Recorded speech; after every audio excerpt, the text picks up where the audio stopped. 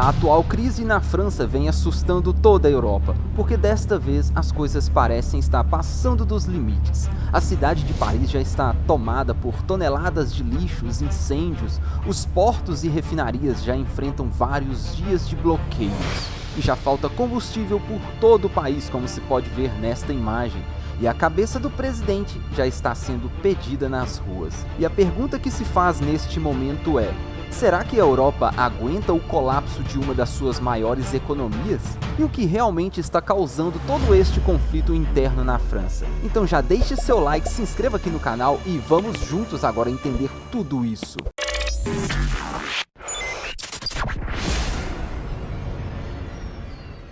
A França sempre foi palco de grandes eventos e revoluções dos últimos séculos no mundo. A Revolução Francesa, por exemplo, é um grande divisor de águas do rumo que o Ocidente tomou, pois trouxe a queda da monarquia absolutista, influenciando outros países e impérios a seguirem o mesmo rumo, tal como o movimento político e intelectual conhecido como Iluminismo, que também nasceu e proliferou por lá e se espalhou pelo mundo no século XVIII. O país também já foi um dos maiores impérios do mundo, quando Napoleão conquistou vastos territórios pela Europa, Ásia, África e regiões do Oriente Médio, o que ficou marcado como período napoleônico. Assim, a França teve várias colônias espalhadas pelo mundo, pagando impostos a seu estado. Colônias até aqui na América do Sul, que até hoje é território francês. Inclusive, pode-se dizer que a França faz fronteira com o Brasil, pois a Guiana Francesa está localizada aqui acima no mapa sul-americano. Ou seja, a União Europeia tem um território aqui nas Américas. Mas continuando o assunto, a França também teve participação ativa nas duas guerras mundiais, sendo que na Segunda Guerra, a França sofreu muito nas mãos dos alemães com fortes invasões e tomadas de território. Enfim, deu para ver que a França é um dos países protagonistas no mundo quando se trata de períodos históricos. E já pegando este gancho sobre história, o país tem o maior e mais visitado museu do mundo, que é o famoso Louvre, localizado na cidade de Paris, capital. E é daí que vem um dos setores mais importantes da economia da França, o turismo. Pois a França também é o país mais visitado do mundo, com números impressionantes. Em 2019, por exemplo, a França teve 90 milhões de visitantes, tendo só Paris recebido 40 milhões desses visitantes, o que movimentou cerca de 229 bilhões de euros e gerou mais de 2 milhões de empregos. Para se ter noção dessa dimensão, o Brasil neste mesmo ano de 2019 recebeu apenas 5 milhões de visitantes. E em pensar que se cabe 15 Franças dentro do Brasil. Bem, e você deve ter reparado que citei o ano de 2019 como parâmetro, pois depois de 2019 sabemos o que aconteceu no mundo, né? Os anos de 2020 e 2021, todo o mundo sofreu com a crise pandêmica. Até mesmo os países europeus mais ricos, como a França, foi um golpe e tanto. Imagina o país mais visitado do mundo tendo suas fronteiras fechadas e voos cancelados. Imagina quem dependia totalmente do turismo para manter seu negócio. Estudos do Conselho Mundial de Viagens e Turismo estima-se que no ano de 2020 a perda com a economia francesa teria sido de incríveis 130 milhões de euros por dia, sem contar todos os outros setores de serviço e produtos que foram afetados direto e indiretamente. Tudo isso foi algo que realmente bagunçou um país mesmo sendo rico e desenvolvido. Mas não foi isso exatamente que causou o estado de caos que a França vive no momento. Alguns grandes detalhes pontuais de um passado recente é a resposta para tudo isso.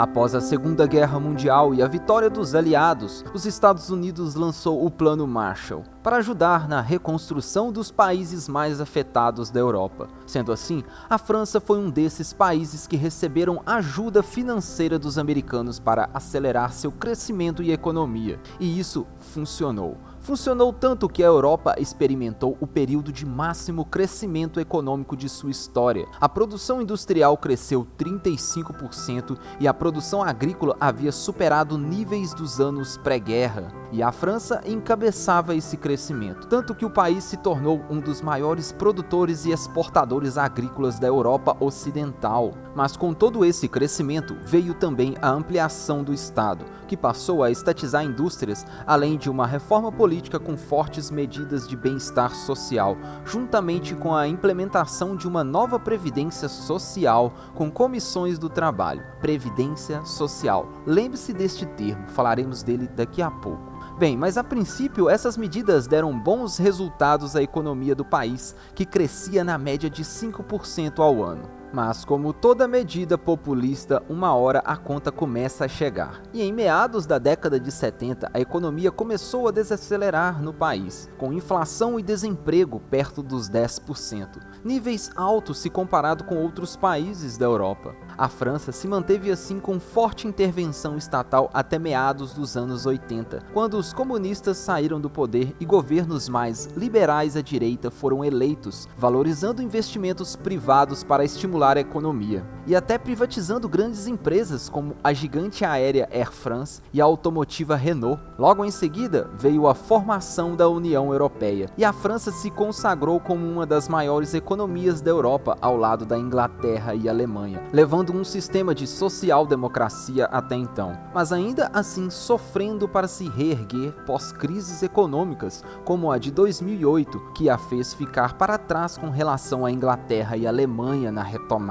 Mas o que voltou mesmo a reinar na França nas duas últimas décadas foi o forte intervencionismo estatal e o assistencialismo social, fazendo o país se tornar o que mais gasta com bem-estar social com relação a seu PIB no mundo, tendo 32% de todo o dinheiro arrecadado indo para seguro social, além de saúde e educação, que é de graça no país. E para bancar isso tudo, a França foi aumentando cada vez mais seus impostos e tributos, chegando ao ponto de, em 2012, o presidente François Hollande, do Partido Socialista, estipular impostos sobre grandes fortunas, com um cálculo de que todo o cidadão que tivesse um rendimento acima de 1 milhão de euros por ano deveria ser tributado para pagar 75% de imposto de renda. O genial presidente François Hollande acreditava que, assim, teria no ano seguinte uma arrecadação de 35 bilhões de euros a mais. Mas adivinha?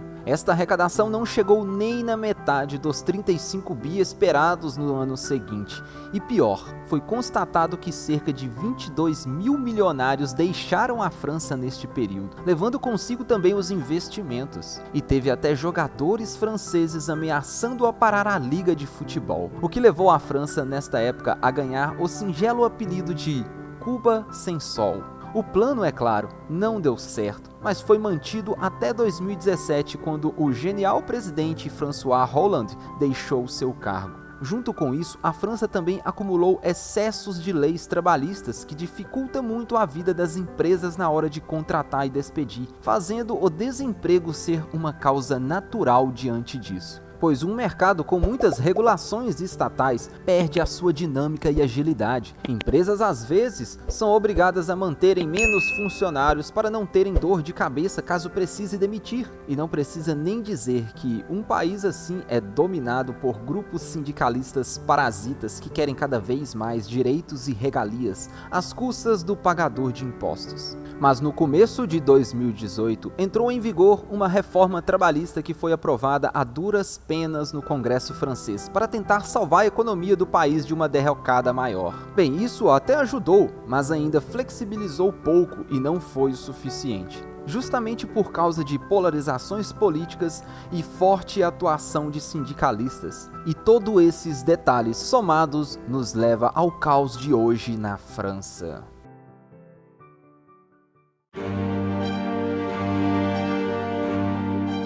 Você vendo essas imagens de hoje na França, pode até se assustar com tanta desordem, quebradeira e confrontos em um país de primeiro mundo da Europa. Mas digamos que isso é algo normal na França. Como já dissemos em toda contextualização anterior deste vídeo, a França e principalmente a cidade de Paris é marcada por protestos e execuções em massa, como a Revolta das Guilhotinas, que aconteceu durante a Revolução Francesa, responsável por decapitar dezenas de milhares de pessoas em poucos anos. E desta vez, o povo francês grita querendo a cabeça novamente de seu governante maior. Desta vez, não o rei, mas o presidente atual, Emmanuel Macron.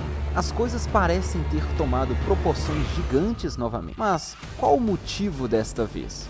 O povo francês, ou parte da população, está nas ruas desta vez em protesto contra a nova reforma da Previdência que Macron aprovou sozinho, invocando um artigo da Constituição, o 45.3, que lhe permite passar a reforma da aposentadoria sem precisar de votação dos parlamentares. Sim, parece autoritário, mas perante a Constituição ele fez algo lícito e válido. E o Congresso, digamos que aceitou também, pois teve um pedido de cassação de seu mandato que não houve voto suficiente para o tirar do poder de presidente. E a mudança na aposentadoria passa então de 62 para 64 anos. E é por isso todo o alvoroço da população. Parece pouca coisa, né? Mas em um país já acostumado com o assistencialismo extremo e em ter o Estado como seu provedor total, isso já é motivo de grande indignação. Ainda mais porque o atual presidente Macron tende a ser de centro, o que faz a ala sindicalista ser sua oposição, pois essa turma está tentando de tudo para voltar ao poder.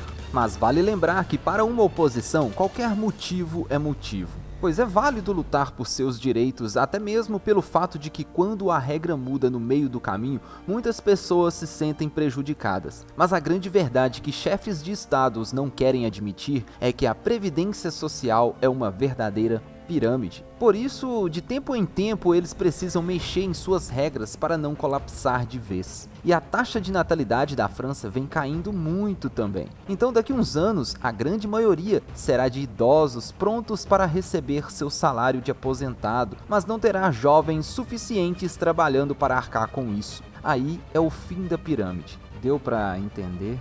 E outro detalhe atual também é que a França gastou demais para bancar a população trancada em casa sem trabalhar, mas recebendo na época da pandemia. E o resultado foi inflação e mais endividamento. Para se ter uma ideia de como a França está hoje, sua dívida pública antes da pandemia em 2019 já era de 98% com relação a seu PIB, mas hoje já alcança o assustador número de 118% do PIB, acima dos padrões estabelecidos pela União Europeia, já se tornando o quinto país com a maior dívida pública do eixo da União Europeia. Bem, ainda assim, a França é uma das maiores economias da Europa, mas não há sistema que se sustente com tanto assistencialismo, protecionismo e regalias como esse. E é isso que está acontecendo na França. A conta está chegando agora, e está chegando juntamente com uma crise diplomática de toda a Europa para lidar com a guerra da Rússia e Ucrânia. Este ano de 2023 pode ser realmente um divisor de águas na história da França e de toda a Europa, pois os tempos de bonança e fartura podem estar com os dias contados. Putin já fechou o registro do gás e a Europa ainda não caiu na real, principalmente aquela parte da população que vê o Estado como seu pai maior e acredita que tem o direito de ter tudo de graça, no conforto de sua casinha quente e aconchegante, e que quando perde isso, basta incendiar a cidade e espalhar toneladas de lixo pelas ruas. E claro, como diz o manual, bloquear os portos, refinarias, transporte, energia e tudo mais. É algo como uma criança pirracenta esperneando no chão. Assim é hoje a população europeia soberba, que foi criada a muito assistencialismo e 30 horas de trabalho semanais pelo governo bonzinho que provém tudo. A conta está chegando para a Europa e a França vai ser o novo campo de experimentos para vermos os resultados. Se você chegou até aqui e gostou deste vídeo, deixe seu like e considere se inscrever aqui no canal. E fique à vontade em deixar sua opinião aqui abaixo nos comentários. Aqui falamos sobre economia, geopolítica e tecnologia, neste que foi mais um episódio de Incríveis Números. Obrigado pela companhia. Até mais!